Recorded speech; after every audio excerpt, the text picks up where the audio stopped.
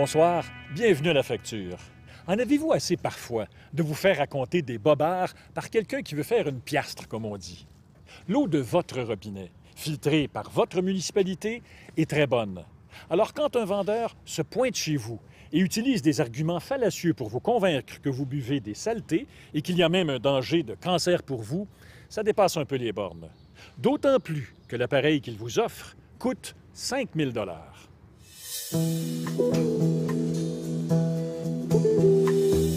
Cet homme a une mauvaise nouvelle. L'eau du robinet pourrait être dangereuse pour vous. Je suis persuadé que vous n'avez jamais imaginé qu'il pouvait avoir autant d'impuretés dans votre eau. Pourquoi veut-il vous inquiéter? Pensez-vous que ce soit bon pour votre santé réellement? Parce qu'il a quelque chose à vous vendre. Puis vous avez de la belle eau comme ça pour rester en bonne vie.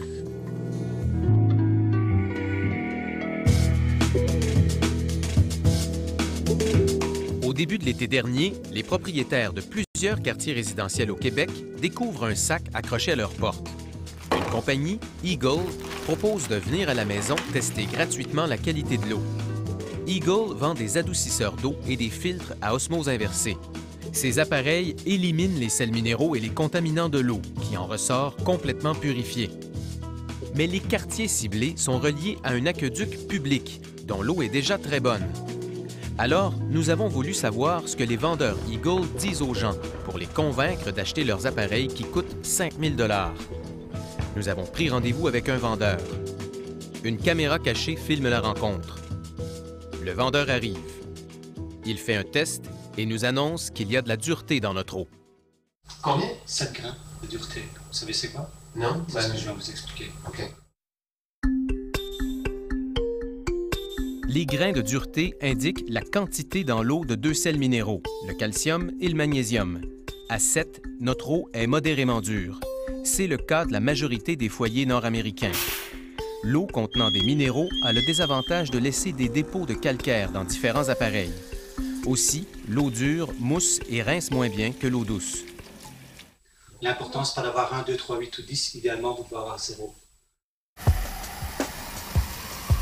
Éliminer la dureté de l'eau est-il devenu nécessaire?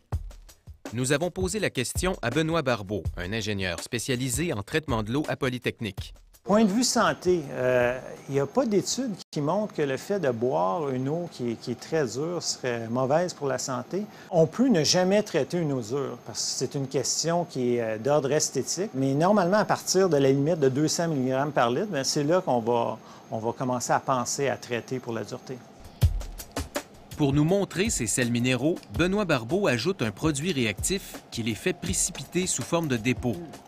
Il s'agit d'une simple réaction chimique.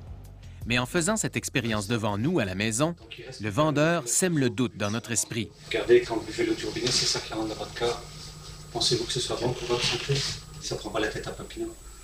Pour comprendre. Hein? Pensez-vous que ce soit bon pour votre santé réellement? Ce qui est une exagération, c'est de croire que tout ce qui est dans l'eau est une impureté. Les eaux contiennent naturellement des minéraux, des sels minéraux. Julie Campeau, de La Plaine, a reçu la visite d'un vendeur Eagle. Ils nous ont dit que l'eau potable, avec tout ce que ça contenait dedans, que c'était pour nuire à notre santé, puis que c'était préférable d'avoir un adoucisseur d'eau. Je me suis retournée de bord. J'ai pris un échantillon d'eau de la maison, puis je l'ai envoyé analyser dans un lab indépendant. Selon les résultats que le laboratoire me sort, j'ai vraiment pas une eau dure à la maison. À 86 mg par litre, l'eau est légèrement dure. Puis j'ai absence de bactéries et de microbes dans mon eau. Donc l'eau était totalement bonne et potable. Elle affirme que le vendeur lui a aussi promis que l'eau douce lui ferait faire d'incroyables économies de savon. Nous avons eu droit à la même promesse. Lorsque vous faites votre lavage, peu importe la qualité de la laveuse, vous devez mettre passablement de savon, pas vrai? C'est 4 fois trop. C'est pas de votre faute, ce qu'il y a eu, je vais vous le montrer. Il verse 4 gouttes de savon liquide dans une fiole remplie d'eau déminéralisée. Pour obtenir autant de mousse avec l'eau du robinet, il faut 4 fois plus de savon. Vous avez utilisé 75% moins de savon, vous êtes d'accord avec ça? Le fait qu'on ait de l'eau adoucie, est-ce que c'est vrai qu'on a besoin de moins? J'ai eu des doutes à ce niveau-là aussi. Eagle est mal tombé avec Julie Campeau. Tester l'efficacité des savons à lessive, elle fait ça souvent. Elle est technicienne de laboratoire, diplômée en chimie. Eagle prétend que l'eau douce permet d'utiliser 4 fois moins de savon. Julie Campeau va faire le test. Ces échantillons présalis seront lavés dans l'eau douce avec le quart d'une dose normale de savon. On verra ce que ça donne.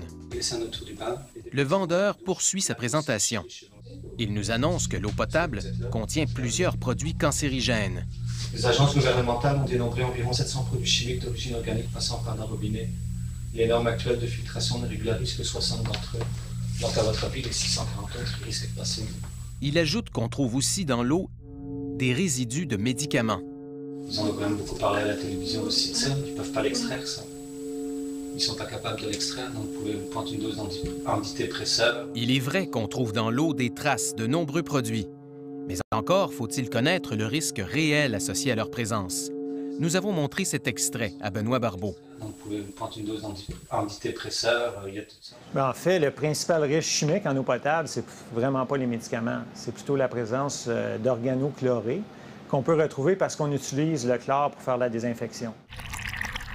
Si vous buvez de l'eau pendant toute votre vie, 2 litres par jour pendant 70 ans, par exemple, bien, le risque de cancer va être moins qu'une chance sur 1 million. Ce serait un risque plus faible que celui d'être frappé par la foudre. Puis des risques de cancer par rapport à l'eau.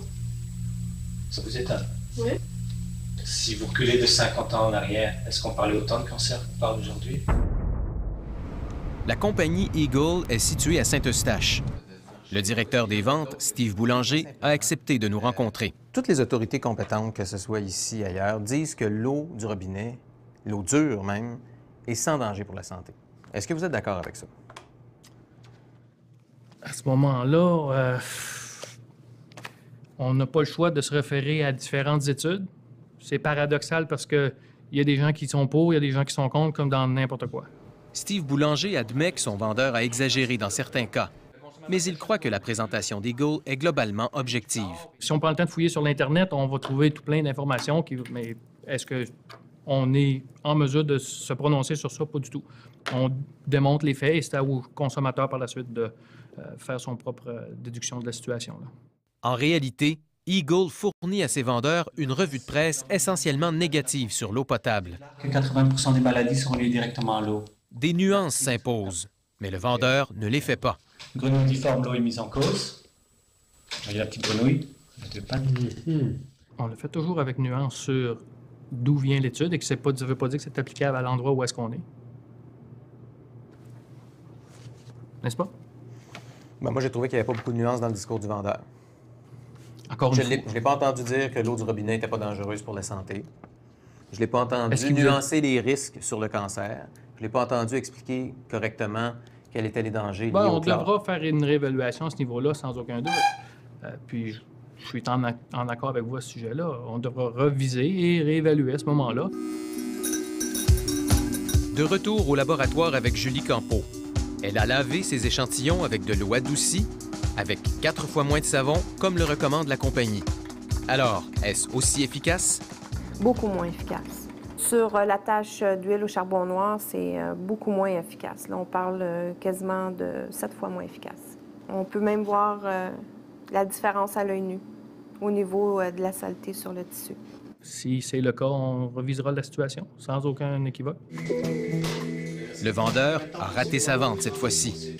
Alors, je vous souhaite bonne chance. OK, bien, je vous remercie. Allez-y avec la logique, comme on dit. Mais combien ont signé le jour même après avoir été convaincus par ses arguments? Il faudrait surtout être très prudent, puis attentif à ce que ces gens-là peuvent dire, puis de vraiment être sûr des sources.